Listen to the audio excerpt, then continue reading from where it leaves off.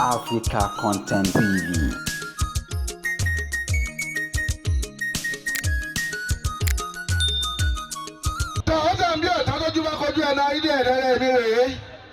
Muyiwa Adegoke yìí náà ni mo dé.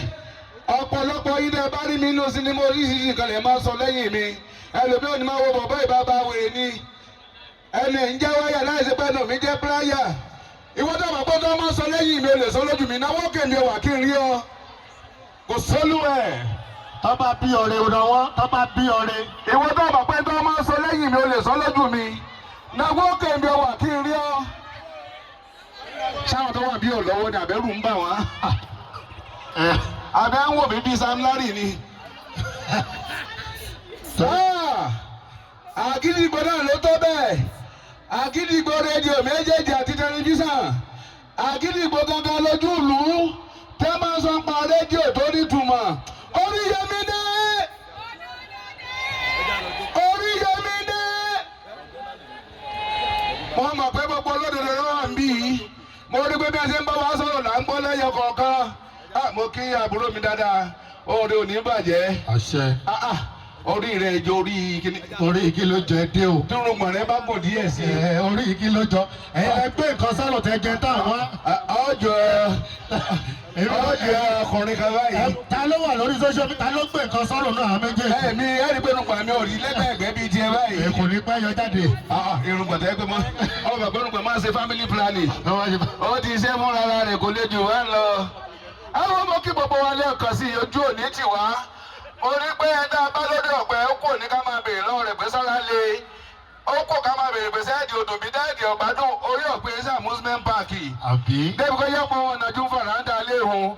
Ìwọ́n tó bá pọ̀ òjò lọ́lọ́ bá pàtẹ́wọ́ fún lọ́rọ̀ ọba lẹ́ẹ̀kan. Àtẹ́wọ́ yẹn dà, àtẹ́wọ́ yẹn dà. Àníwọ̀ tó òjò lọ́lọ́ bá pàtẹ́wọ́ fún ọlọ́rọ̀ ọba lẹ́ẹ̀kan. Àgídìgbò ti ṣe bẹbẹ ọjọ́ ti pẹ́ o. Tẹ́ bá ń gbọ́ Àgídìgbò worldwide.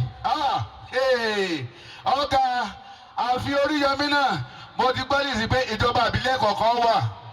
Ẹ wo ìgbàdàn àbẹ̀ṣẹ̀ tọdún tó ń bọ̀ kò ní sẹ́yìn rádaràdà nípínlẹ̀ Ọ̀yọ́ mọ́. Àṣẹ. Torí gbogbo tí a kójọ yìí àwọn ètò tó nítumọ̀ ni ẹ rí bomi ẹ̀wọ̀ èmi ẹ̀ ṣe dísẹ́ǹtì kalẹ̀ mi ẹ̀ ṣe dísẹ́ǹtì kalẹ̀ mo mọ̀ pé tíjọba Ọ̀yọ́ kan bá wo fídíò bẹ́ẹ̀ ó lè gbé ẹ̀kọ́ ọkọ̀ yín wá kẹ́ máa gba sálárì bẹ́ẹ̀ ní di wàhálà kankan mọ́ torí àwọn ọmọ olóàbí lọ́wọ́ àbí ẹ pàtẹ́wọ́ fúnra yín lẹ́ẹ̀kan sí i.